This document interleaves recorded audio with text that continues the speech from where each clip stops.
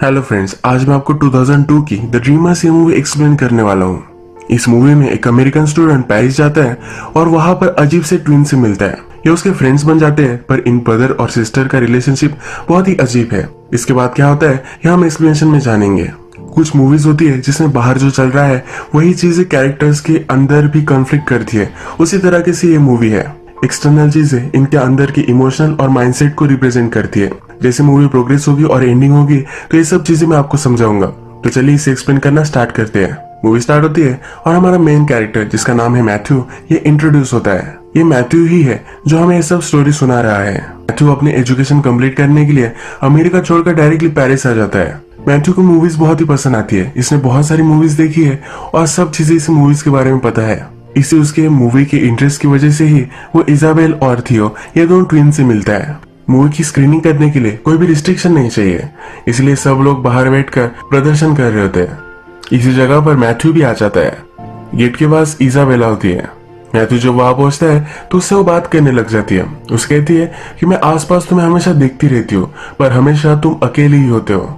Matthew भी उसे कहता है कि वो अमेरिका से आया है, इसी वजह से उसके कोई फ्रेंड्स नहीं है। इजाबेला अपने ब्रदर थियो से भी मैथ्यू को मिलाती है। इसके बारे फिल्म के बारे में बात करते हैं और इनमें अच्छी बॉन्डिंग होती है। थोड़ी देर में वहां पुलिस पहुंच जाते हैं। ये सब वहां से भाग जाते हैं। देर रात तक अलग अलग चीजों के बारे में बात करते हैं। पेरिस की ब्यूटीफुल स्ट्रीट से जाते हुए मैथ्यू को लगता है कि वो बहुत ही फॉर्चुनेट है। उसके अच्छे से 2 फ्रेंड्स बन चुके हैं। मैथ्यू जब घर पहुंचता है तो अपनी मदर को लेटर लिखता है। वो बहुत ही खुश है कि उसके फ्रेंड्स बन चुके हैं।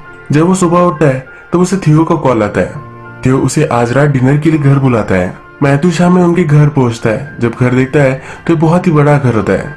इजाबेला फिर मदर को मैथ्यू से मिलवाने के लिए लेकर जाती है। मदर को एक्सपेक्टेड नहीं था कि मैथ्यू डिनर के लिए आने वाला है, पर फिर भी वो एडजस्ट कर लेते हैं। इजाबेला कहती है कि मेरे फादर से मिलो, उन पर अच्छा इंप्रेशन तुम जमाना। इजाबेला के फादर एक पोएट होते हैं। इसके बाद जब ये डिनर टेबल पर होते हैं तो फादर पोएट्री में किस तरह से इंस्पिरेशन आती इसके बारे में बात कर रहे होते हैं, पर इस पर मैथ्यू का थोड़ा भी ध्यान नहीं होता। इस पर वो चिढ़ जाते हैं और कहते हैं क्या तुम सोच रहे थे। मैथ्यू कह नहीं रहा होता पर उसे फोर्स करते हैं। वो कहता है कि मैं इस लाइटर को देख रहा था, किस तरह से इस लाइटर में और आसपास हमारे जो भी सब चीजें हैं इसमें बहुत ही अच्छे से एक सिमेट्री है। जिस तरह से वेल कंपोज्ड म्यूजिक बजता है उसी तरह से ब्यूटीफुली इसमें भी एक अच्छी सी हारमोनी है। फादर जब ये सब सुनते हैं तो इम्प्रेस्ड हो जाते हैं। फादर थियो कहते हैं कि तुम्हारे जनरेशन में भी इस तरह से कंस्ट्रक्टिव चीजों को देखा जा सकता है। थियो की पॉलिटिकल ओपिनियन बहुत ही स्ट्रांग है और हमेशा उसे सब चीजें गलत लगती है। इसी वजह से फादर उसे ताना मारते हैं। इस वजह से फादर और उसका थोड़ा सा झगड़ा होता है। एक्चुअल में इजाबेल के फादर और मदर यहाँ नहीं रहते। वो पोएट है तो विजिट करते रहते हैं। इस घर में थियो और इजाबेला अकेले ही रहते हैं। रात में फादर इन दोनों के लिए वो चेक लिखते हैं और चले जाते हैं। फादर मदर के जाने के बाद मैथ्यू फिर भी यही रुकता है। इजाबेला उससे किस करती है और कहती है कि क्या तुम यही रुकने वाले हो, और ये डिसाइड कर लेता है। जब थियो और मैथ्यू बात करते हैं तो इनकी बातों से हमें पता चलता है कि हमेशा इन दोनों में कॉन्फ्लिक्ट होती है। कॉन्फ्लिक्ट है इसका मतलब ये नहीं कि वो अच्छे फ्रेंड्स नहीं बन सकते, फिर भी इनमें बहुत सारी चीजें कॉमन है। आज रात मैथ्यू यही रुकता है। रात में जब ये टॉयलेट में जाता है तो थियो के रूम में झांक कर देखता है। वहां पर थियो और इजाबेला ये दोनों न्यूड होकर सोए हुए होते हैं। थियो को बहुत ही अजीब लगता है और सोने के लिए चला जाता है। सुबह मैथ्यू को इजाबेला अपने हाथों से मैथ्यू के आईलिड्स गीले कर उठाती है। मैथ्यू कहता है इस तरह से कौन उठाता है। इजाबेला कहती है कि हमेशा थियो को मैं ऐसे ही उठाती हूँ। मैथ्यू को ये चीज बहुत ही अजीब लगती है। इसके बाद इजाबेला मैथ्यू को बाथरूम में बुलाती है। मैथ्यू जब ब्रश कर रहा होता है तो उसके पास वो आती है। उसकी लिप्स देखती है और कहती है कि बहुत ही ब्यूटीफुल है। यहाँ पर थियो मैथ्यू से कहता है कि तुम अकेले रहते हो, तुम हमारे पास आकर रह सकते हो, तो अच्छे से फ्रेंड्स बन सकते हैं। मैथ्यू कहता है क्या तुम दोनों को इससे कोई भी प्रॉब्लम नहीं है। इजाबेला कहती है कि एक्चुअल में मेरा आइडिया था। यहाँ पर इजाबेला होती है पर फिर भी थियो बात करने लग जाता है। थियो और इजाबेला एक दूसरे को अपना ही पार्ट समझते हैं।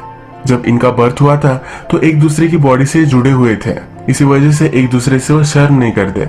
जैसा मैथ्यू को लग रहा था कि इन दोनों में कोई फिजिकल रिलेशनशिप होगी, तो ऐसा कोई भी नहीं है। ये दोनों अपने माइंड में एक दूसरे को अलग अलग नहीं समझते। मैथ्यू भी इनके साथ रहने के लिए मान जाता है और शिफ्ट कर देता है। एक दिन जब ये हैंग आउट कर रहे होते हैं तब इनका एक गेम होता है।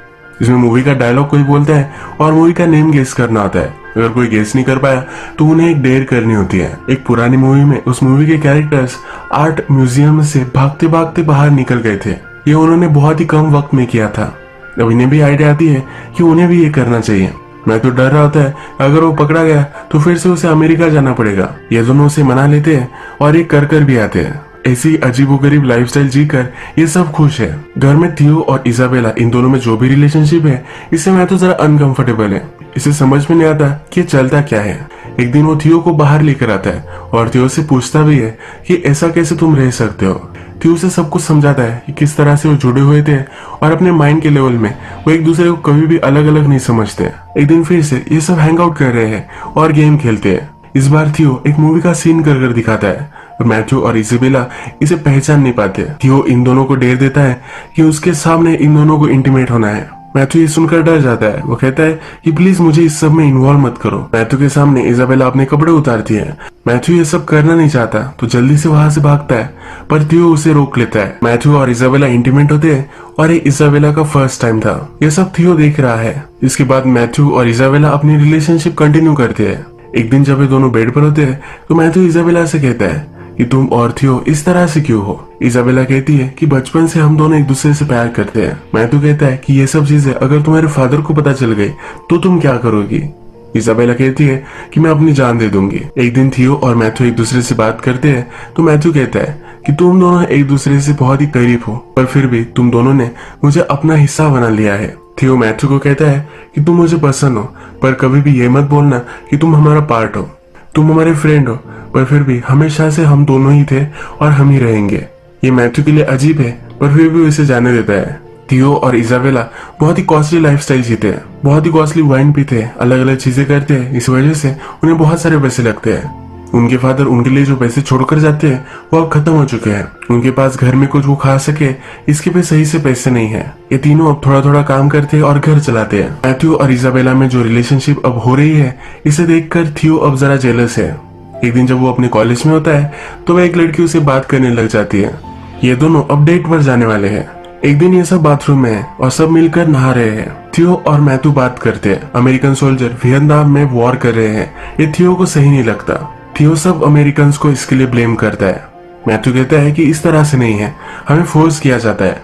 प्रेसिडेंट ने ऑर्डर दिया और कोई यंगस्टर अगर वॉर के लिए नहीं जा रहा तो उसे जेल में डाल सकते हैं। इसलिए मैथ्यू वहां से भागकर पेरिस में एजुकेशन ले रहा होता है। ये हमारा टाइम पीरियड जो चल रहा है ये 1960s का है। मैथ्यू कहता है कि मैं वायलेंस पर बिलीव नहीं करता, अगर रिवॉल्ट करना ही है तो शांति से करना चाहिए। इस पर भी ये दोनों डिसएग्री करते हैं। इजाबेला इनकी बात रोक लेती है। इजाबेला मैथ्यू से कहती है क्या तुम हम दोनों से प्यार करते हो, इसका कोई प्रूफ दे सकते हो। मैथ्यू कहता है कि कैसे मुझे प्रूफ देना है। इजाबेला उठती है और रेजर लाती है।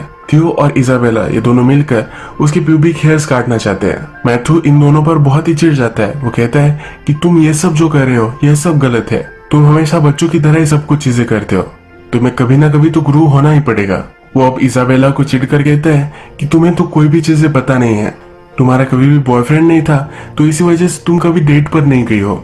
थियो तुम्हें जो भी सब कहता है यही तुम करती हो। मैथ्यू फिर इजाबेला को प्रॉपर डेट पर लेकर जाता है। जब वे दोनों घर पर आते हैं तो थियो एक लड़की के साथ होता है। थियो और वो लड़की इंटीमेट होते हैं तो इसके आवाज इजाबेला को आते हैं।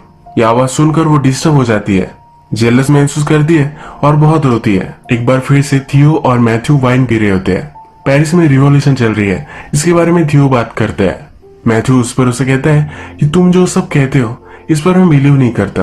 तुम सब बातें करते हो पर एक्चुअल में स्ट्रीट में तुम नहीं जाते। तो बातें करने से कुछ भी नहीं होता। तुम्हें अगर सच में ये सब लगता है तुम्हें स्ट्रीट पर जाना चाहिए। थोड़ी देर में इजाबेला वहां आती है और इन दोनों को हॉल में लेकर जाती है। जब इजाबेला और थियो छोटे थे तो एक टेंट बनाते थे, उसके अंदर ही सोते थे। ये इन दोनों को वहां लेकर जाती है और ये तीनों अब सो जाते हैं। सुबह हम देखते हैं कि मदर फादर आते हैं। ये इन तीनों को इस टेंट में देखते हैं। यहाँ क्या चल रहा होगा इसे अज्यूम कर लेते हैं। फादर को बहुत ही बुरा लगता है। ये किसी को भी नहीं उठाते और चेक लिखकर वहां से चले जाते हैं। दिन में बहुत ही लेट इजाबेला उठती है। ये चेक को देखती है तब उसे समझ में आता है कि उसके मदर फादर यहाँ आ चुके हैं। अपने पेरेंट्स को वो फिर से फेस नहीं कर पाएगी। इसे बहुत ही गिल्टी महसूस होता है। एक वो पाइप लेती है और पूरे घर को गैस करेगी और इसी गैस में मर जाएगी ये वो डिसाइड करती है। ये वो करना स्टार्ट भी करती है पर नीचे स्ट्रीट पर रिवॉल्यूशन चल रही है। इसका एक पत्थर आता है और खिड़की को तोड़ देता है। मैथ्यू और थियो भी अब उठ जाते हैं। नीचे जो सब लोग हैं इनमें वो ज्वाइन हो जाते हैं। आगे पुलिस खड़े हुए हैं और इन सब लोगों को रोक रहे हैं। थियो डिसाइड करता है कि अगर उसे इस क्राउड को ब्रेक करना होगा तो वायलेंस ही वो चूज करेगा। वो आगे जाता है और पत्थर मारने लग जाता है। मैथ्यू उसे रोकने की कोशिश करता है, वो रोक नहीं पाता। थियो के साथ इजाबेला भी आगे बढ़ती है। मैथ्यू इस सब में पार्ट नहीं ले सकता तो वहां से भाग जाता है। पुलिस फिर चार्ज करते हैं और सब लोग भागने लग जाते हैं। यही ये मूवी एंड हो जाती है। अब एंडिंग क्या हुई इसके बारे में हम बात करते हैं। जो रिवॉल्यूशन इस मूवी में दिखाई गई है ये सिर्फ कैरेक्टर्स के बीच में जो कॉन्फ्लिक्ट है ये दिखा रही है। थियो और इजाबेला ट्विन ब्रदर और सिस्टर्स है। जब इनका जन्म हुआ था तो एक दूसरे से जुड़े हुए थे। हमेशा इनमें एक बड़ी अटैचमेंट थी, कभी भी एक दूसरे को अलग नहीं मानते थे। इजाबेला को कभी ना कभी डेट करना था तो इसलिए वो मैथ्यू को डेट कर रही थी। तो इस चीज से जरा जेलस होने लग गया क्योंकि अपना ही एक पार्ट किसी और के साथ है तो ये उसे गलत लगा। यही चीज इजाबेला ने भी महसूस की। इजाबेला को कभी कभी लगता था कि थियो से वो इतना प्यार करती है, ये सब गलत है, पर इसके मन में एक कॉन्फ्लिक्ट थी। इसके पेरेंट्स को अगर पता चल गया तो सुसाइड कर लेगी, यह हमेशा उसके मन में था। मूवी के लास्ट में उसके पेरेंट को पता चल गया और वो सुसाइड कर रही थी, पर नीचे रिवॉल्यूशन चल रही थी। उसका पत्थर ऊपर आ गया और इनकी जान उन्होंने बचा ली। ये जो रिवॉल्यूशन है ये उनकी माइंड की स्टेट है। थियो और इजाबेला एक साथ रहे ये कभी भी सोसाइटी एक्सेप्ट नहीं करेगी। मैं तो हमेशा यही चीज उन्हें याद करा कर देता था। लास्ट में थियो और इजाबेला रिवॉल्ट कर उठते हैं। मूवी में पुलिस के खिलाफ ही रिवॉल्ट हम देखते हैं, पर एक्चुअल में सोसाइटी के खिलाफ ही रिवॉल्ट है। मैथ्यू इन सब में पार्ट नहीं ले सकता तो इनकी लाइफ से वो एग्जिट हो जाता है। इसी तरह से मूवी एंड हो जाती है। मैं फिर से एक बार क्लियर करना चाहता हूँ कि थियो और इजाबेला इन दोनों में कोई भी इंसेस्ट की रिलेशनशिप नहीं थी। ये दोनों एक दूसरे को एक मानते थे, इसी वजह से एक दूसरे के साथ रहना चाहते थे। यही आज का वीडियो हम खत्म करते हैं। अगर आपको वीडियो अच्छा लगा तो प्लीज इस वीडियो को लाइक कर दीजिएगा। मैं बहुत सारी मूवीज लेकर आता रहता हूँ तो प्लीज चैनल को सब्सक्राइब कर दीजिए और बेल नोटिफिकेशन आइकन दबाने में मत भूलिए। हम फिर से मिलेंगे और एक अमेजिंग मूवी के साथ। तब तक के लिए थैंक यू और आप अपने आप का ख्याल रखिए।